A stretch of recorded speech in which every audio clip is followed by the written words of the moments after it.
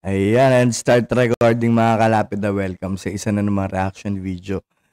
Ang sabi nila, lumalaki na raw ang ulo ni Diwata. Tignan natin. Aba, hindi pa naman. Nagkakasya pa naman yung mga kwintas. Pagka hindi na po pumasok sa ulo niya yan, lumalaki na yung ulo niya. Kulang pa ito. Sorry.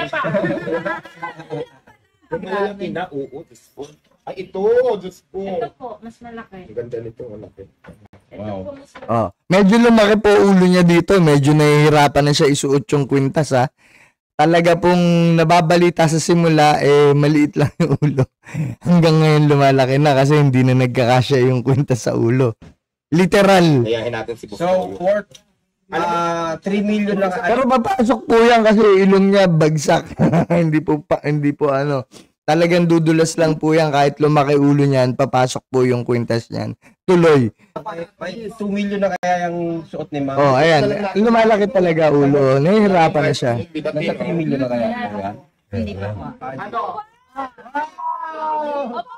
Opo ka sa amin ko sa chair. Kasi tatabayo kay Bustoyo eh. Oh, cut. Ay, hindi cut. Tag dito. React. Oh, nakikita niyo ha. Yan ba yung nakikita yung busy? Busy siya. Hindi po, may panahon po siya talaga. 'Di ba? May mga panahon siya, marami siyang panahon pag sa mga ganyan. 'Di ba? Pero sa mga taong tumutulong sa kanya para iangat yung paresan niya na maliliit na tao, yun yung totoong sinasabi natin na lumalaki ulo niya. Pero pagdating dito, makikita nyo, 'di ba? May oras siya. May oras talaga yan. Diyos ko naman. Huwag po natin lokohin yung mga tao. Diwata. Anak ka ng puke ng ina mo. So, yun lang mga kalapida. Kayo nang bahala humusga dito sa